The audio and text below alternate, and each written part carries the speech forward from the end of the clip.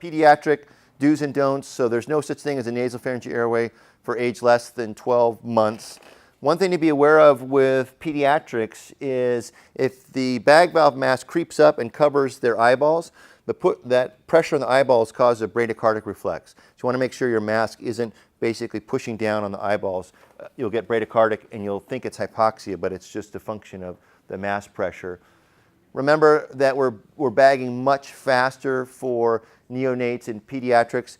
I think by federal law, all the PEDS bag valve masks have pop-off valves and PEEP valves. And the pop-off valves prevent too much airway pressure, and the PEEP valves allow you to give a little PEEP. I wish every adult mask had a PEEP valve too, because PEEP is so important, particularly when you're in a difficult airway situation.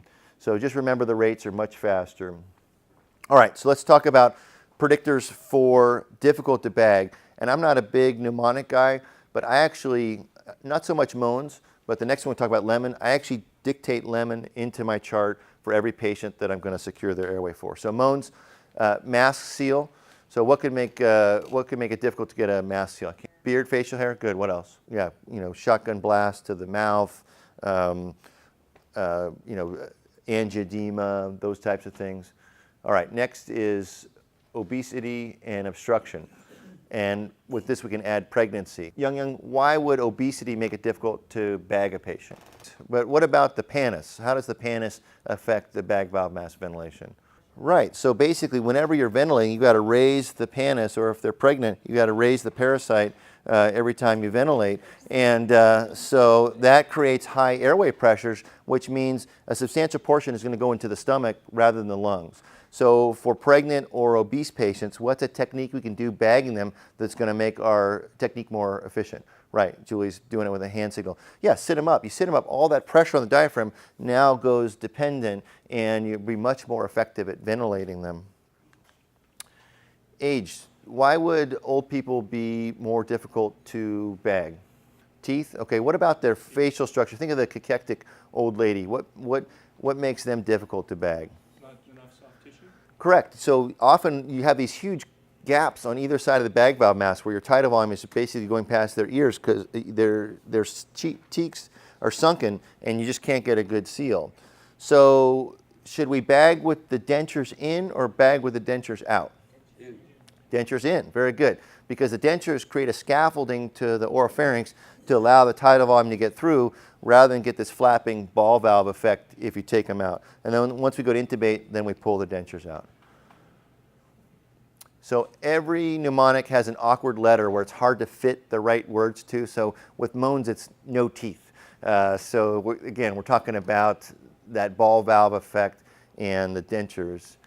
And then stiff lungs, so status asthmaticus or pulmonary fibrosis, whatever restrictive lung disease might be there that's going to prevent good tidal volume and make those airway pressures higher.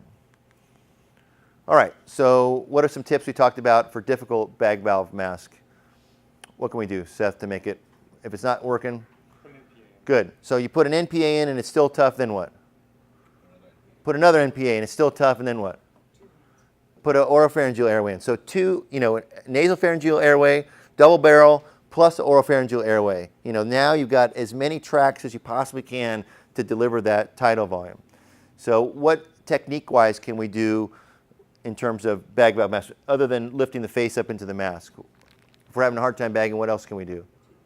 Two hands, right. So you get two people involved. One person does the two-hand grip. It's really much more effective to lift the face up, and then somebody else is bagging. How many of you bag your own patients before you intubate? Ben does. Deb sometimes. Yes or no? Yeah, I do sometimes. I just kind of like to get a feel of how difficult they are to bag sometimes, how much resistance there is.